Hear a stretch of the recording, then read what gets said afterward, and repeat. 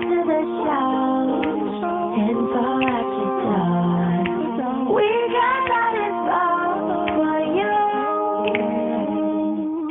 Touchdown on that plane and buy anything. More than just a podcast for you. 10 years old, Lamont Ramsey saw his son Jalen set the market. He broke the bank for the QB position, for the cornerback position this week. $105 million contract. That's about $5 million more than the average NFL cornerback right now. So the question is this super raise in his contract, was it destined to happen because he had a great agent? Thoughts? For me, because I know Lamont, when we put this question in our group chat or whatever, he had this big old paragraph. Let me get this straight. This is, you know how he is. So I actually don't remember everything he said because I was busy, so I don't remember exactly what he said. But it's very interesting to me. First of all, I want to say thank you because if Sean turns out to be good in the NFL, that can carry on to him. You know, so for every player that does that, it carries on to the next generation of players. So I really appreciate them. So, but I think it has to do with the agent and the talent because everybody's slotted to a certain amount of money because of how they are in the NFL. So, you know, you got the number one corner, number two, you know, stuff like that. And money is slotted and evaluated that way. So I think it's a lot of times the agent playing that slot you do to try to get you more money. But I don't know if he agrees with that or not. I'm not sure. Well, let me go back to what Lamont said because I totally agree. We kind of talked about this the last time I was on the show as well. Lamont basically said that agents are given a product, and with that product, they can only sell what they're given. And so, you know, I also realized that there's quite a few cornerback parents in here. Randy, you trying to be biased? Because, you know, my boy's a cornerback. I mean, what, you know, but anyway, I'm excited too because what it means, I think it has to do with the agent, but I think it has more. It's probably 80-20, right? It has more to do with the player. If you don't have a body of work, so now Jalen has set that bar, and so now I don't think if you're next up, because I remember when Josh Norman got like 75 mil, I think, or something like that. The bar continues to go up. So that is good news for our cornerback sons if they continue to perform and do the things that they're needed. I think a lot of people put emphasis on agents because when we were going to choose our agents, all of the agents were just like, I can do this and I can get him here. And if he's, you know, he's blah, blah, blah, he's projected to go here, blah, blah, blah. And I knew better than that. So I let them went on with their rant or whatever. But a lot of times those agents got X'd out because I do know that it is based on my son's body of work. It is based on what he has done on the field. It is based on sometimes what school you go to, Ohio State.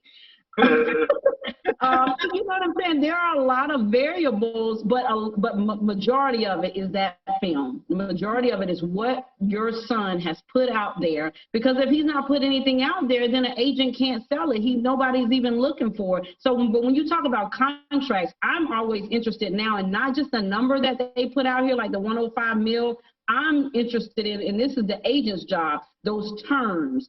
What are the incentives? What type of clauses do they have in here to not pay you? Because that's the bigger picture now when we start getting into contracts. Yeah. Oh, man, I knew you guys would hit me with a contract question. Well, here's the deal, all right? It's real simple. It's two parts.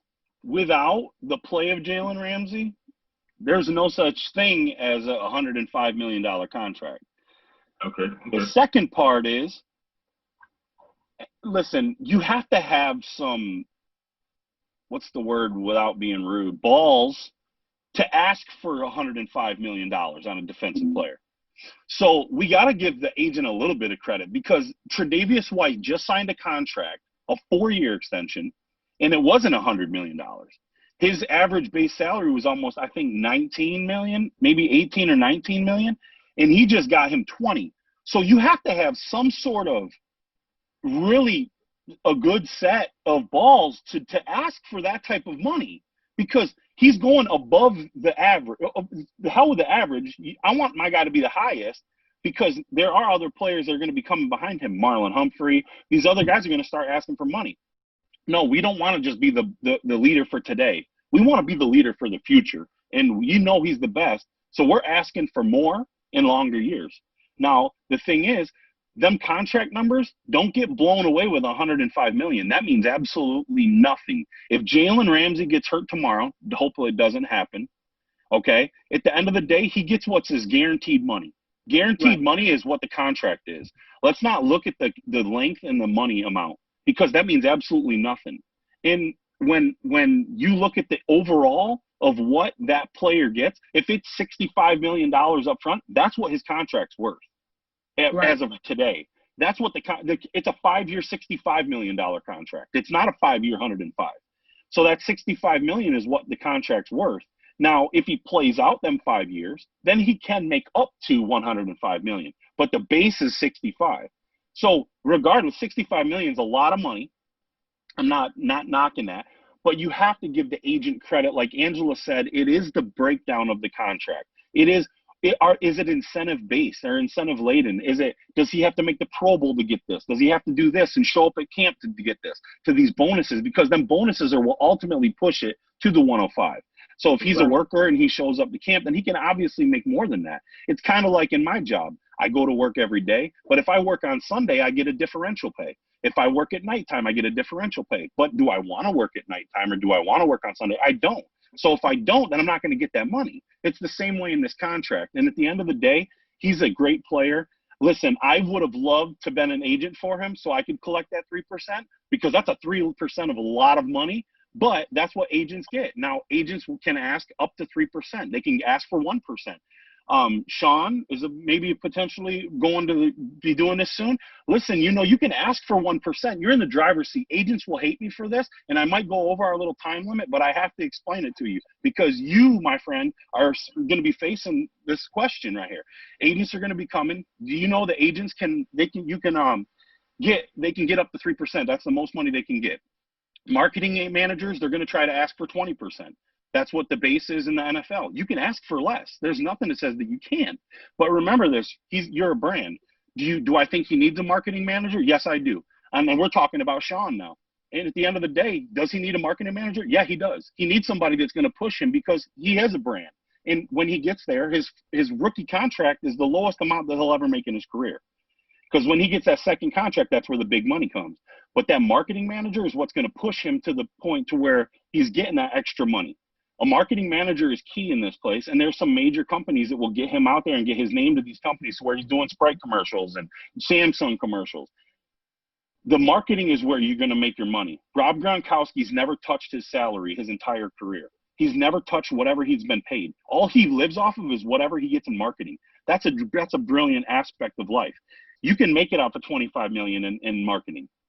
You don't need a $25 million in marketing. That's just extra free money. So really your contract's $65 million, but that 25 is what you live off of. There's a lot of things. Agents do not have to take 3%. Agents, you can tell them you're taking 1% if you want my client. If you want my son, it's 1%. If you want my son, you're going to put him in this training facility because you're in that driver's seat.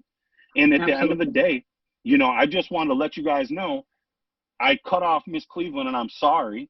But, I just want you guys to know, listen, this is a true conversation that it's something that if you guys ever have questions or you have families out there, reach out to me on Twitter and I'll answer you. I'll do my best to answer the questions.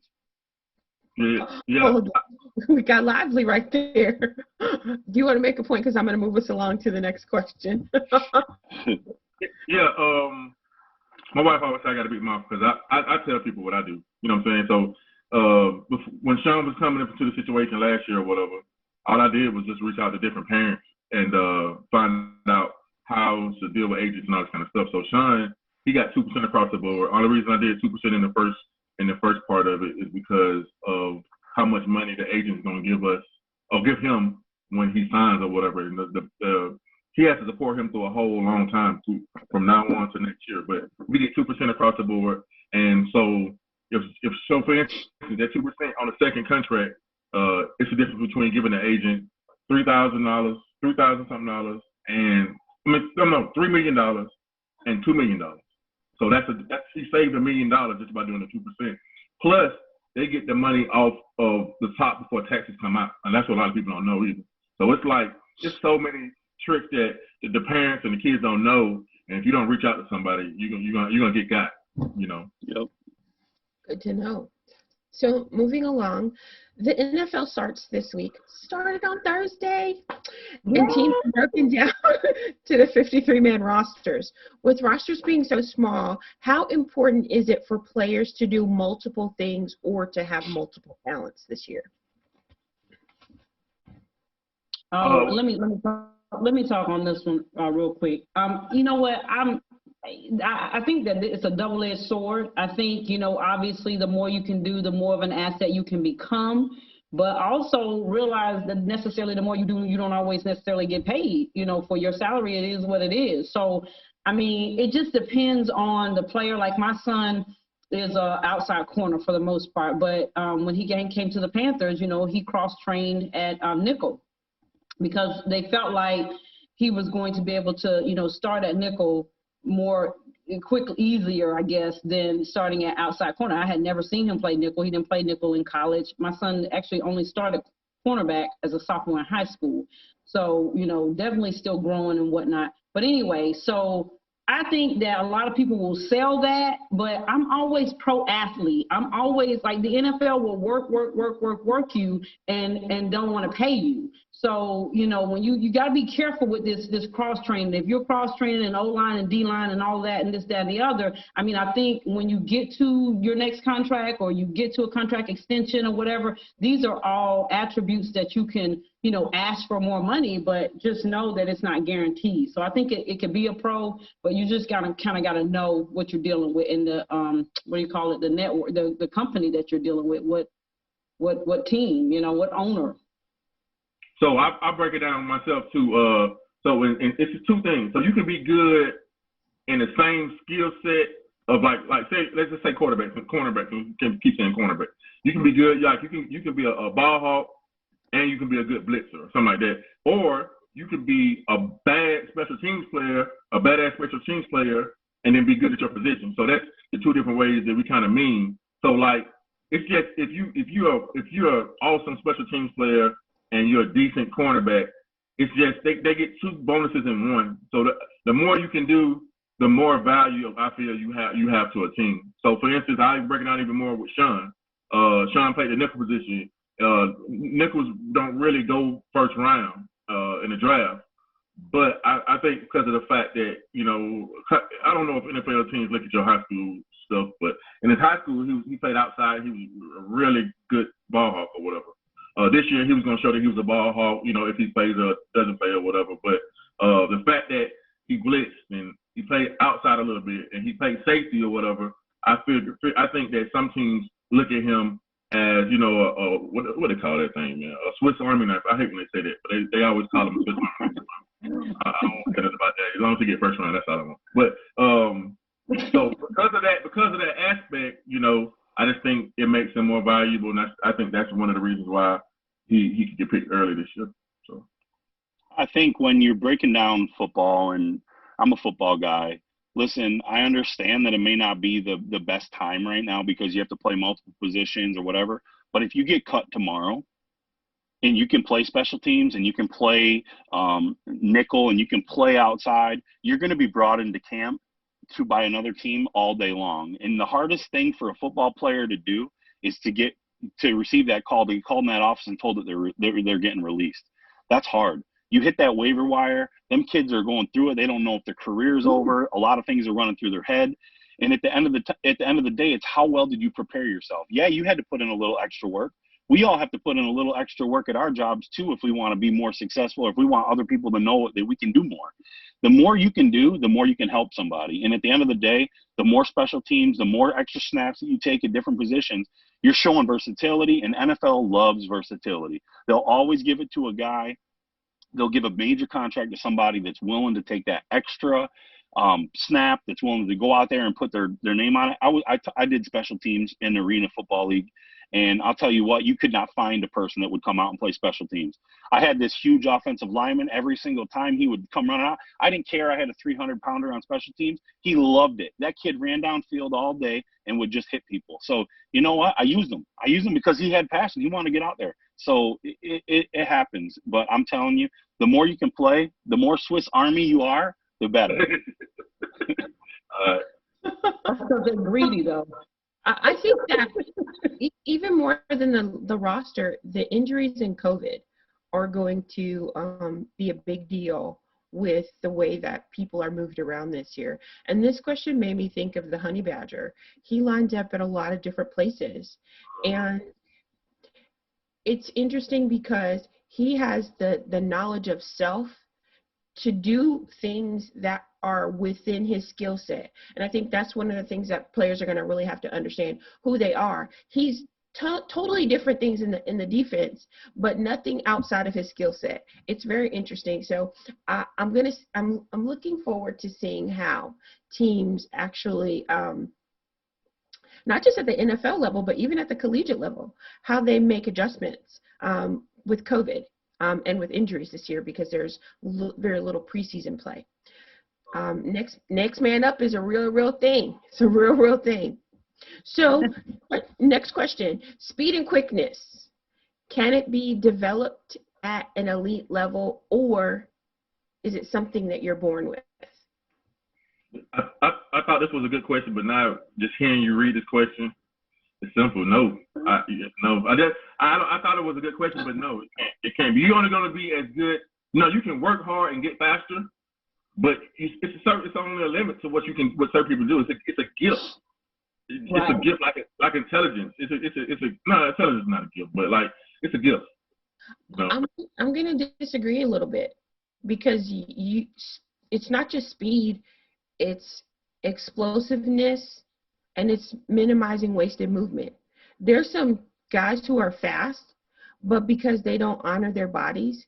I mean, to a certain extent, you talked about this yourself, Angela. Troy got a little bit too big, and he didn't run what he wanted to run when it was in the combine. Didn't run a bad time. So is speed something that you are actually born with? Absolutely. But you do need someone to develop the speed, because explosiveness, minimizing your improper movement and proper form, that's something that you actually have to be trained. And you know it has to be trained, because you see across the country a lot of football coaches tell their kids, go run track, because track is where they're trained to be explosive. Well, I got both, so I've seen both sides. Like, yeah, Troy, he's just fast. Like, you can't, I will say you can't coach like speed like that. You can't, if somebody's fast, they fast, right? And so my younger son, 2 years younger than Troy, had to be quick, because chasing him around the yard, Troy could catch him anytime. But I tell you what, he will break your ankle at this point, because he knows how to juke you out your underwear. So I think everything is coachable, just like you said, the use of your body, the wasted movements and the explosion and those things. But I think what we're really talking about is just, is he fast or is he quick? Those things kind of are natural. They're natural. They are natural gifts. Can they be better? Can they be honed? Can they be more precise? Absolutely, and that's where the training comes in. But when people tell you, and I just couldn't help thinking, like some of the trainers and some of the people when you're combine training, oh, we got this, or this guy ran a 4.2, blah, blah, blah, blah, blah. Well, he was running a 4.2 probably before he came there. Now, so if you helped him with his nutrition or his diet, because that was one thing that Troy got too with running track. When he runs track, we lost formulate, so the nutrition is very important too. But those are things that can be taught. But he was fast out the womb. He get it from his mama. Yeah. She's right. She's right on that. When it comes down to speed and everything, the hardest part is meeting with trainers, and they'll tell the parent that the guy's a 4.240 guy, and they can cut all these techniques off because of blah blah blah blah blah. You're born with it. I'm sorry. You're born with the talent. If you're either really fast and we can cut maybe a couple tenths off, But if you're a 4.5 guy, you're not running 4.3 no matter what training you do. You're just a 4.5 guy. I'm sorry, it is what it is. I've made bets with trainers to where I said, listen, if you think you're so good at training, then do it for free if you can't get my guy to a 4.4. And then they'll go, oh, well, I can get him to a 4.4. I got this guy down to a 4.3. And well, you can't get him to a 4.4, so stop playing, because I know what you're capable of getting him. You're able to get him a little bit off, but you're not getting him to no 4.4. So let them trainers, they take a lot of money. That's the biggest shark game in the entire business. But hey, I mean, if I could make $15,000 for 8 weeks, I'd do it too.